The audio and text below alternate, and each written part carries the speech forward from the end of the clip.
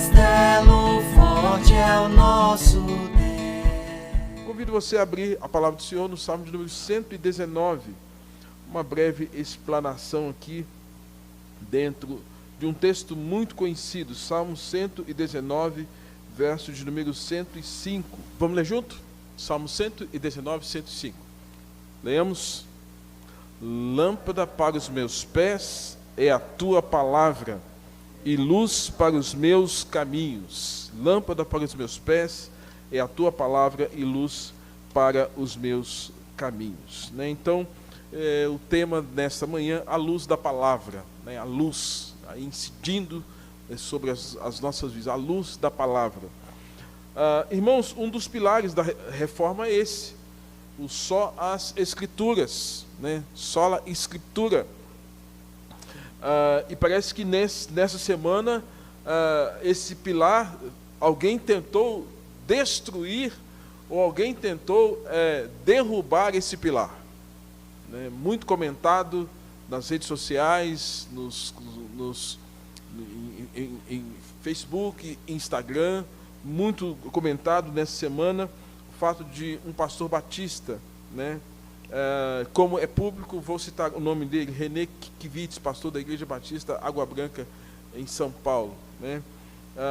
E bem como alguns dias atrás, também o líder da Igreja Católica, o Papa Francisco, ele disse a mesma coisa. Ambos falaram a mesma coisa, um vindo da parte do catolicismo e um vindo da parte de um protestantismo, que a Bíblia deva ser atualizada. E nessa fala, os dois defendem que tem coisas na Bíblia que não estão atualizadas com o nosso tempo, que tem coisas na Bíblia que não estão atualizadas com a nossa época. A fala deles, irmãos, é no sentido de que ela não só precisa ser reinterpretada numa hermenêutica diferente do que até então temos feito, mas como ela tem que ser reescrita. Ou seja, eles defendem que a Bíblia tem que ser reescrita. Pensa comigo o seguinte: quem serão os novos escritores da Bíblia? Pensa aqui comigo. Eles defendem isso, tanto o Papa quanto o Ed René. Quem deve escrever? Aí vem a pergunta: por quem? Quem seriam essas pessoas que então deveriam escrever ou reescrever as Escrituras? Aí fica uma reflexão. Deveriam os autores bíblicos, Moisés, Josué, Neemias, Paulo, Lucas, será que eles deveriam se reencarnar para voltar no corpo de alguém e reescrever a Bíblia? É isso que eles defendem? Será que deveria ser isso? Será que deveria então ser pessoas culturalmente mais qualificadas, com os vários títulos de doutores, pós-docs e assim, filósofos, ou então os clérigos, os mais eruditos, que deveriam reescrever, ou como também alguns defendem que a Bíblia tem que ser interpretada pelo povo, como vox populi, vox dei, voz do povo é a voz de Deus. Será que a Bíblia deve ser reinterpretada por essas pessoas? A minha pergunta é: quem é que então deve escrever a Bíblia? Se o Papa defende isso, e bem como o Ed René, e não só ele, mas por trás dele tem muita gente que está defendendo isso. Pergunto: você tem essa resposta para mim? Nós temos essa resposta? Quem seriam então esses que deveriam reescrever? Irmãos, então tal absurdo defendido pelos que já não creem na Bíblia como palavra de Deus, como para nós regra de fé e prática. Esses que defendem essa atualização da Bíblia, eles não são de hoje, são antigos. Eles são chamados de teólogos liberais. Eles defendem uma teologia liberal. Existem duas compreensões. Existe aqueles que são teólogos que defendem a linha de uma escola chamada escola gramatical. É o que a gente faz aqui, de abrir a Bíblia, entender o texto no grego, no hebraico, e tentar explanar, fazer uma exposição daquilo que está escrito e daquilo que já foi revelado. Essa é a linha que a maioria de nós defende. mas também tem uma linha que é essa linha da teologia ou liberal, do liberalismo teológico, que defende então que tudo quanto não é explicado na Bíblia deve ser rechaçado. Por exemplo, a ressurreição é um fato sobrenatural? É. Uma cura divina é um fato sobrenatural. Então, tudo que é sobrenatural, essa linha tenta, de alguma forma, desqualificar e descartar, né? Trazendo, então, um esfacelamento das Escrituras, ajustando a Bíblia à vida do homem, né? Eles defendem também de que, hoje, principalmente nesse aspecto ético, defendem que o que não se encaixa na ética deles deve ser cortado, deve ser extirpado, desprezado. Por exemplo, hoje está muito em voga a questão da ideologia de gênero, e até agora no próximo dia 11 há uma PEC que é perigosíssima, porque é uma PEC que está lá na mão dos congressistas, e agora estava na mão dos congressistas, e agora voltou para o Supremo Tribunal Federal, onde um partido político defende que nas escolas, as escolas vão ter que ensinar para as crianças sobre o fato de que não existe mais essa ideia de menino e menina, macho e fêmea, e que há outras tantas identidades de gênero que devem ser ensinadas. Gente, isso é uma agressividade, onde já não haverá mais um banheiro único. Esse banheiro, eu digo, onde haverá agora, então, um banheiro único, porque agora não terá mais o banheiro da menina ou do menino. Agora, imagina seu filho, sua filha, 12, 13 anos, entrando num banheiro com um marmanjo, com alguém muito mais velho que ela, ou seu filho também. Então, irmãos, são riscos que nós estamos tendo e que nos dias de hoje estão tentando ajustar a Bíblia a esse novo comportamento, a essa nova ordem mundial, a esse chamado novo normal. E esse novo normal, irmãos, não é de Deus. E a gente tem que ser claro, goste quem gostar, esse novo normal não é de Deus. Tem gente que não gosta que a gente fale disso, mas esse novo normal é diabólico, é satânico, é mundano, é sagaz. E nós temos que ser muito claros acerca daquilo que nós cremos.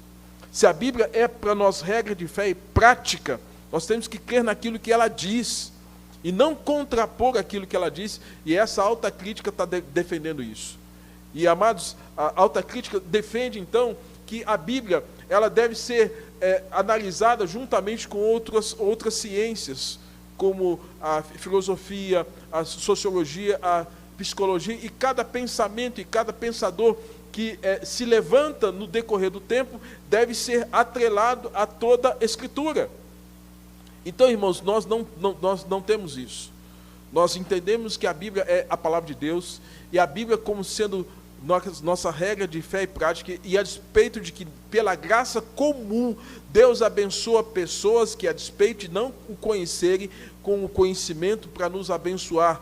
Por exemplo, algum tipo de medicamento, uma tecnologia, muitas vezes são pensadas por pessoas que não creem em Deus. E nós somos beneficiados com isso. Isso nós entendemos ser graça comum, que age sobre a vida do justo, mas também age sobre a vida do ímpio. O justo tem muito mais ainda a graça salvadora, mas o ímpio não. Ele tem a graça de Deus sobre ele, que permite viver, que permite pensar, que permite, pela inteligência, inclusive do ímpio, de trazer benefício para a sociedade. Mas o pensamento dele fica restrito ao pensamento dele, não contrapõe, não deve sobrepor as Escrituras Sagradas. A alta crítica coloca tudo no mesmo barco. É por isso que hoje há muita gente com pensamentos confusos, porque eles agregam às Escrituras muitos pensadores.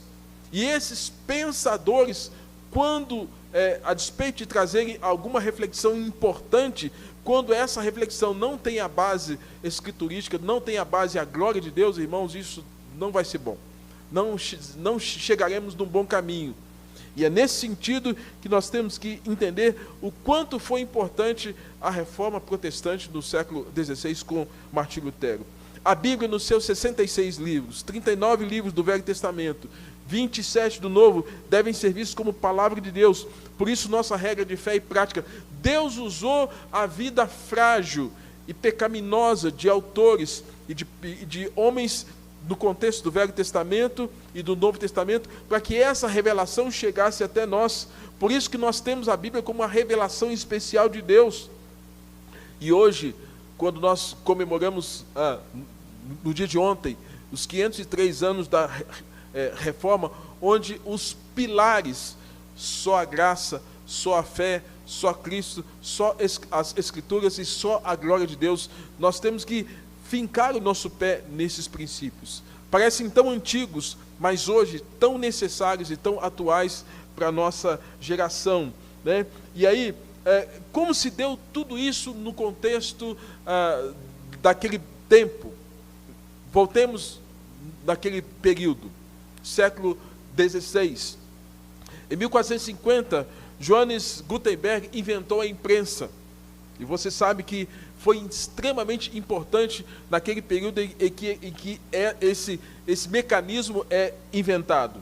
Uma das tristezas dele foi que uma das primeiras coisas que ele imprimiu foi uma bula papal.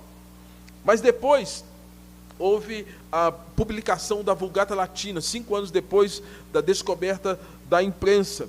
E foi importante, depois que houve a reforma, porque Martinho Lutero vai traduzir a Bíblia para o alemão, e com isso a Bíblia é impressa, uma vez que, naquele contexto, os cultos, as missas eram realizadas em latim, onde o povo era ignorante, onde o povo não conhecia absolutamente nada da língua, era feito de costas para o povo e num contexto de gente iletrada. Ou seja, a pessoa adentrava aquela cerimônia e ela não entendia absolutamente nada, porque o sacerdote fazia em latim e de costas para o povo. Com a reforma, Martinho Lutero vai traduzir a Bíblia e vai colocar a Bíblia na mão do povo. Colocando a Bíblia na mão do povo, as pessoas poderiam ter acesso às Escrituras.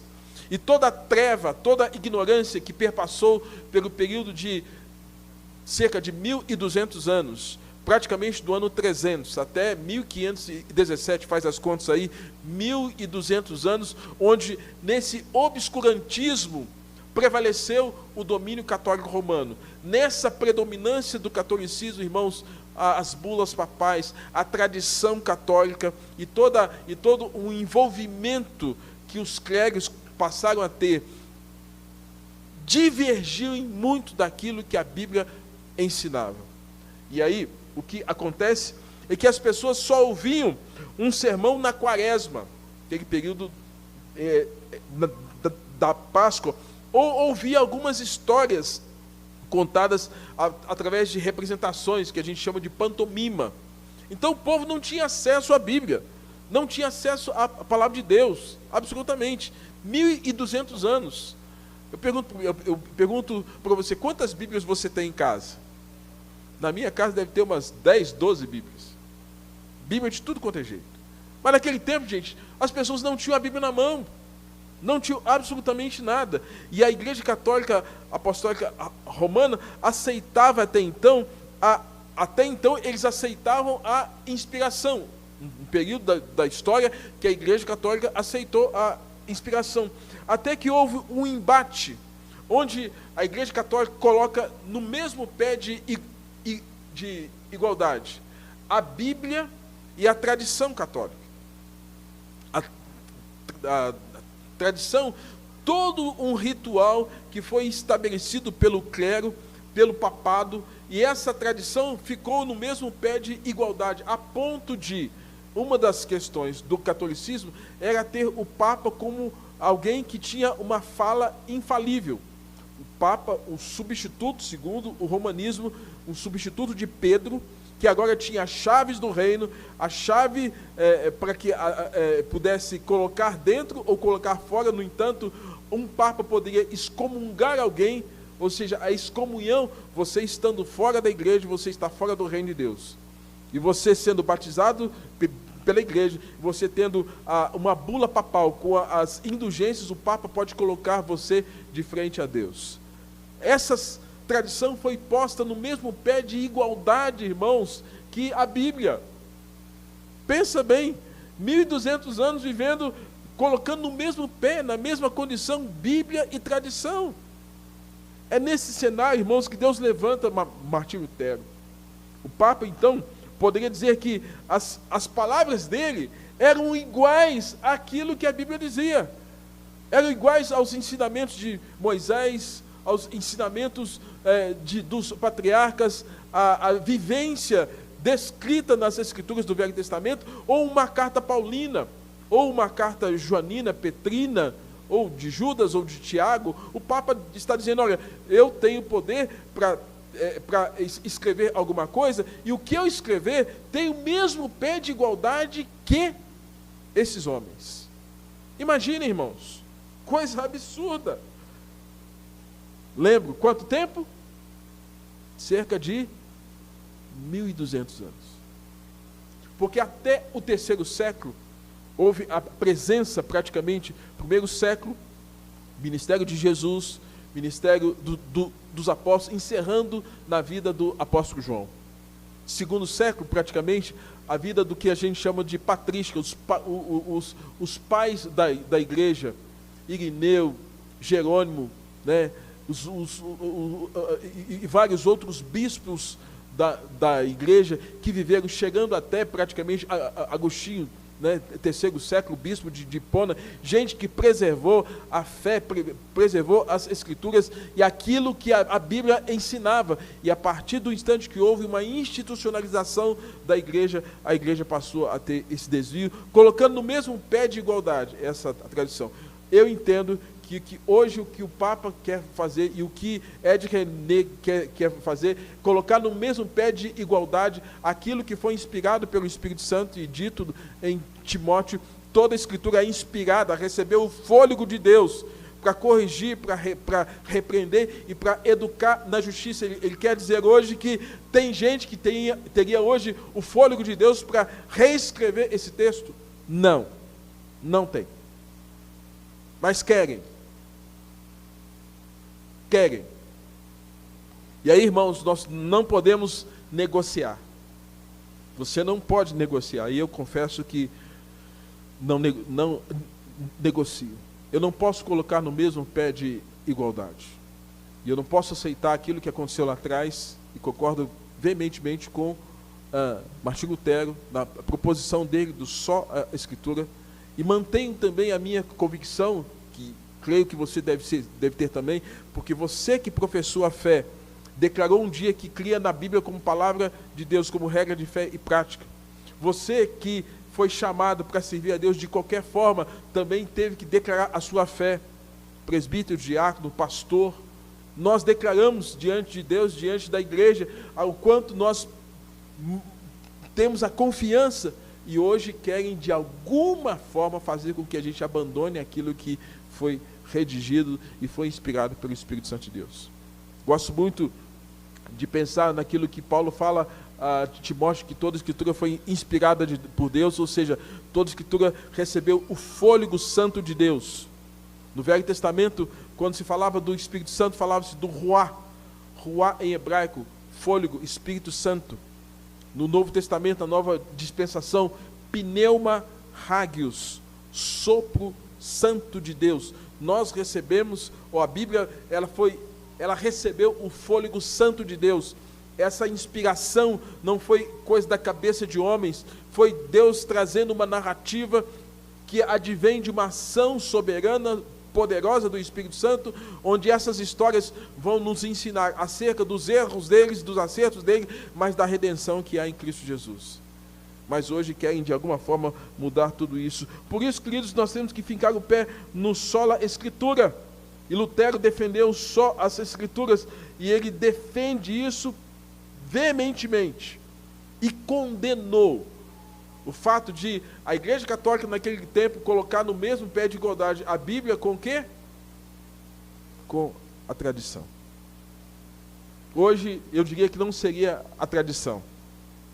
Eu diria que seria essa modernidade plural, essa modernidade sólida,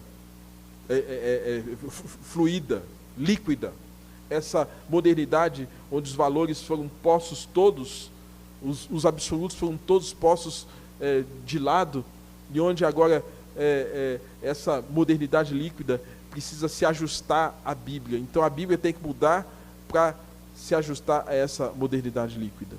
Irmãos, não podemos aceitar isso. Lutero então luta contra a tradição, luta contra a ideia da infalibilidade papal e ao paganismo, refutando pela Escritura todo aquele ensino. Por isso as 95 teses ou 95 argumentos. Para ele, a Escritura é a revelação direta do Espírito Santo aos profetas, aos apóstolos e aos patriarcas. Para Lutero, a Bíblia não é um mero livro sombrio, mas uma revelação dada por Deus de verdades eternas. Me parece que alguns países, como no Japão, por conta do fato de que a Bíblia retrata muito a justiça de Deus e sangue sendo derramado por conta da justiça de Deus aplicado à vida de nações pagãs, eles até proíbem que a Bíblia esteja na mão de muitas pessoas. Alguns países defendem que a Bíblia fala muito de sangue, então não pode cair na mão das pessoas, mas esquecem que a Bíblia fala do sangue precioso de Jesus, que foi derramado na terra para trazer perdão dos nossos pecados. Então a Bíblia não é um livro sombrio, a Bíblia não é esse livro escuro, de informações escusas. Não, a Bíblia é a palavra de Deus. E aí o salmista vai dizer no Salmos 119, verso 105, o quê? Podemos ler juntos? Ou recitar juntos?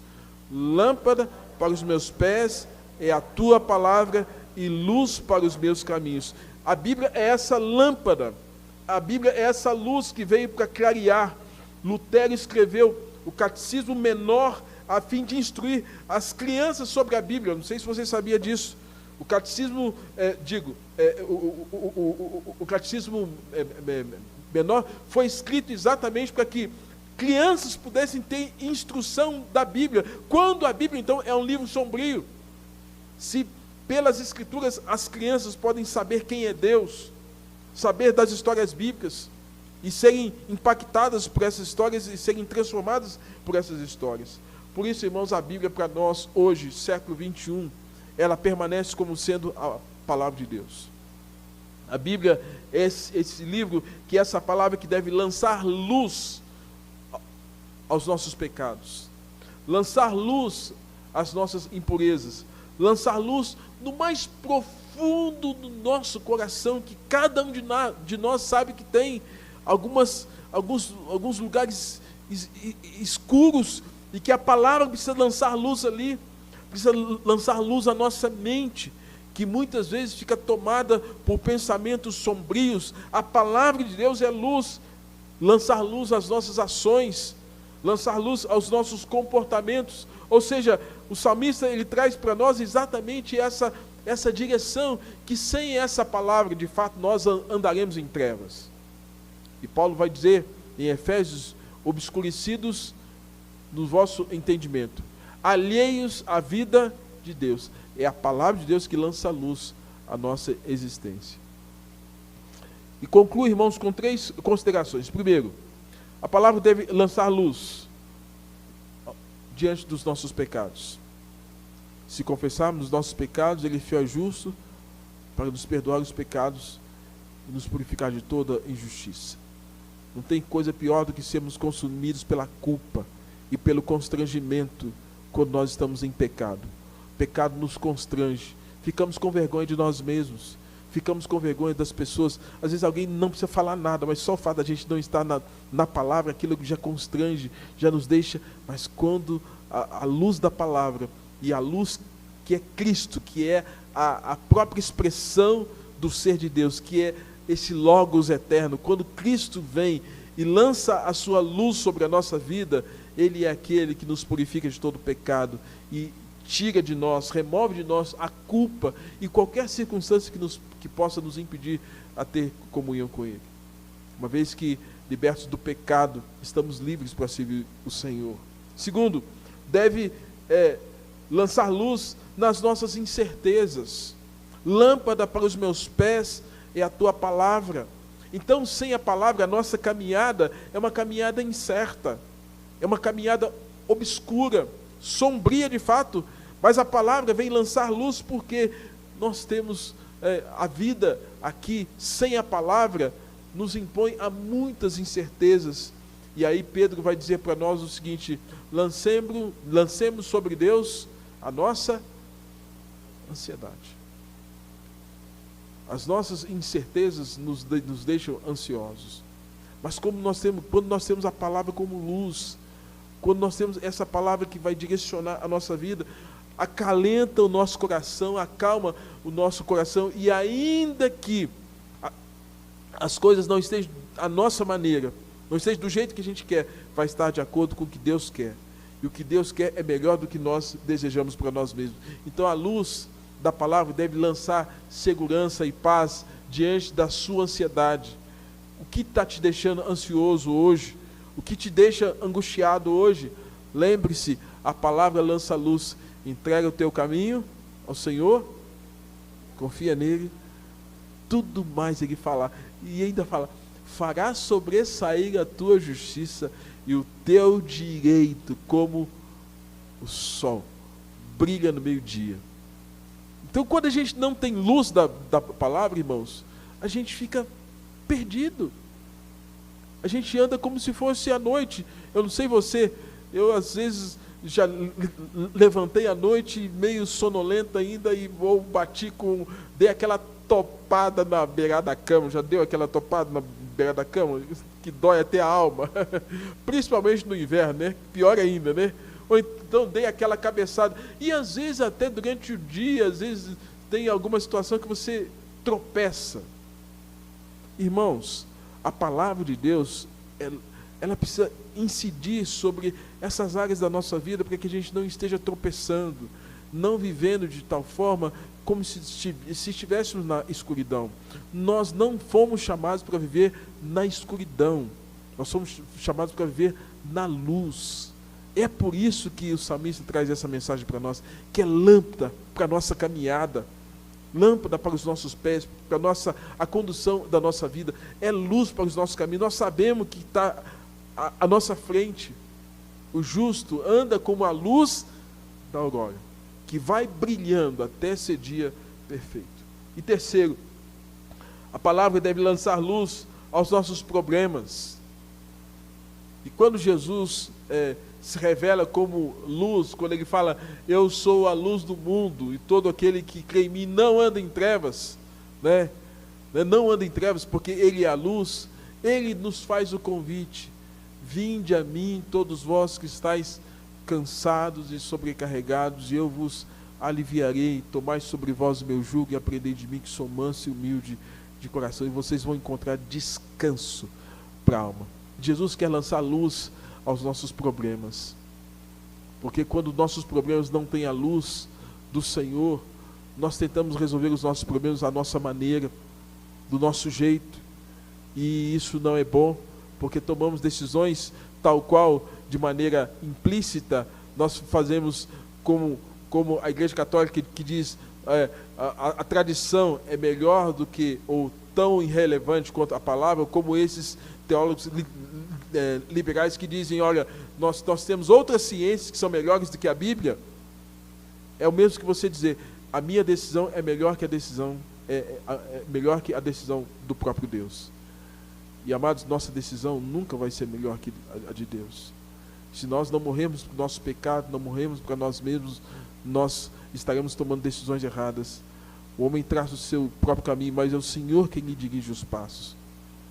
E é nesse sentido que a palavra tem que trazer luz para as questões da nossa vida, os nossos problemas. Então, luz aos nossos pecados, luz à nossa ansiedade, luz aos nossos problemas. Entendo que na prática, se a gente pensar no modelo prático de vida cristã, a palavra de Deus deve ser essa luz que deve sempre resplandecer sobre nós. E aí Jesus vai dizer para nós o seguinte, que quando nós andamos na luz, nós andamos com Ele. E aí se andarmos com Ele, Ele vai nos ensinar: vós sois a luz do mundo. Andamos com aquele que é luz, nós vamos irradiar a luz. Irradiar a luz é irradiar o nosso testemunho, não de acordo com as filosofias do tempo presente, mas de acordo com a palavra do Senhor. Paulo diz em 2 Coríntios capítulo 2, verso 4 e 5, ele fala assim, que as armas da nossa milícia, da nossa luta, não são carnais, tal qual ele vai falar em Efésios capítulo 6, verso 10, que a nossa luta não é contra o sangue e a carne. Paulo vai dizer que a nossa luta não são carnais, mas são poderosas em Deus para destruir fortalezas e anular sofismas. Destruir aquilo que está de maneira tão forte, tão sólido, e que precisa de alguma forma ser aniquilado. Ao mesmo tempo, vai dizer que a palavra de Deus vai desfazer sofismas, mentiras contadas como se fossem verdades e aceitas como se fosse verdade. Você se lembra que a premissa da reforma foi Romanos capítulo 16, capítulo 1, verso 16, que diz o quê? O justo... Gente, presta atenção. O único versículo destruiu. O único versículo destruiu, colocou abaixo essa fortaleza que durante 1200 anos veio enganando o povo, dizendo que a salvação era pelas 1200 anos de fortaleza construída. O único versículo destruiu. O único versículo trouxe luz e trouxe verdade, tirou da mentira aqueles que, tal qual Lutero, achava que a salvação era pelas obras, e que viveu angustiado. Martinho Lutero vivia atormentado. Estava lendo um livro, uma biografia dele, e dizia que a expressão do autor é que Martinho Lutero era um neurótico, vivendo com uma neurose, e a neurose dele era que ele precisava fazer coisas para que ele pudesse ser aceito por Deus, porque se ele não fizesse coisas para ser aceito por Deus, Deus não o aceitaria. E quantos neuróticos nos dias de hoje nós temos? O único versículo destruiu a fortaleza e tirou, naquele tempo, gente do engano, e nos dias de hoje também. Aí Paulo vai dizer que, então, que a arma que a gente tem não é essa arma que mata o corpo, não é uma arma carnal, mas a nossa arma, ela é poderosa em Deus para destruir sofismas e fortalezas, anulando esses sofismas e levando cativo, levando preso toda pessoa presa ao pensamento de Cristo. Então Paulo está dizendo assim, que nós temos que nos apegar à palavra. Irmãos, eu quero incitar os irmãos a lerem a Bíblia, a lerem mais as Escrituras, a buscarem mais esse conhecimento da palavra do Senhor. Eu louvo a Deus, me permita fazer aqui algumas informações. A Elisete sempre manda para mim: pastor, esse texto aqui, como é que é? Aí quando eu posso, o que eu faço? Respondo para ela. Ela está lendo a Bíblia e tem dúvidas. Pastor, esse texto aqui, eu tenho que responder para ela o que fala Apocalipse 6 e 7. Depois eu te respondo. Sinal que está o quê? Tem gente que tem dúvida, incerteza, não busca, não lê, não conhece, e vai permanecer em trevas. E a despeito de você ser um crente, se você não conhecer a Bíblia, você não tem alimento. Uma das coisas que nós informamos ontem é que Agostinho diz o seguinte: o justo, ele tem Deus como pai e tem a igreja como mãe. E o que uma mãe faz com os seus filhos? Alimenta. De onde vem esse alimento? A igreja. E o que a igreja mais faz? Prega. Prega o quê? A palavra. Então, se você tem Deus como pai, você tem que ter a igreja como mãe. E essa mãe, e cumpre a mim e aos que sobem ao púlpito, vêm aqui pregar, sermos fiéis a esse texto. Mas é importante também que, dentro desse princípio, você, como crente, traga no coração a busca desse alimento diário. E se tiver dúvida, pastores, mestres, evangelistas, para esclarecer, orientar. E é por isso que nós somos chamados, e Deus capacita pessoas com dons exatamente para isso. E é nesse sentido, irmãos, que Paulo está dizendo que quando nós vivemos isso, nosso pensamento é cativo à presença do Senhor, né? Lutero chega a dizer, quando confrontado pelo Papa, para que ele pudesse negar tudo aquilo que ele havia escrito, depois daquele período em que ele afixa as 95 teses, muita coisa acontece depois disso, ele é questionado, é confrontado, é levado quase que impositivamente para negar, porque aquilo causou um grande reboliço, aquilo causou um grande estrondo, né? Ecoou, porque o protestar significa testemunhar, atestar, ir a favor daquilo. Então passou-se a ter o nome protestante, porque está testificando, atestando aquilo que foi feito, aquilo eclodiu e trouxe grande reflexão sobre o mundo daquela época, de tal forma, irmãos, que Martinho Lutero passou agora a incomodar. E esse incômodo agora, apesar de ser um monge católico agostiniano, é levado diante do Papa para que ele pudesse negar tudo aquilo que ele escreveu. Martinho Lutero, então, tomado, entendo eu, pelo Espírito da graça e fortalecido pelo Senhor, para dizer o seguinte: a minha consciência, ela é cativa à palavra do Senhor. A minha consciência está presa. Lembra lá que Paulo vai dizer assim que ele era um prisioneiro de Cristo? Martinho Lutero agora era um prisioneiro de Cristo, não mais da igreja. Não era um prisioneiro mais da salvação pelas obras. Não era um prisioneiro de uma devoção atrás dos muros dos conventos, dos mosteiros. Agora ele era um prisioneiro de Cristo. Ele fala: a minha mente está presa. Aí fica uma pergunta: o que a nossa mente está presa nesses últimos dias? Pandemia, distrações. O que a nossa mente está presa nesses dias? E nos faz pensar, irmãos, o quanto nós precisamos dizer como Lutero e dizer como Paulo, que a nossa mente está cativa à palavra do Senhor, e dizer como Lutero, dizer que a nossa consciência está presa à palavra de Deus, que é lâmpada para os nossos pés e luz para os nossos caminhos. Amém?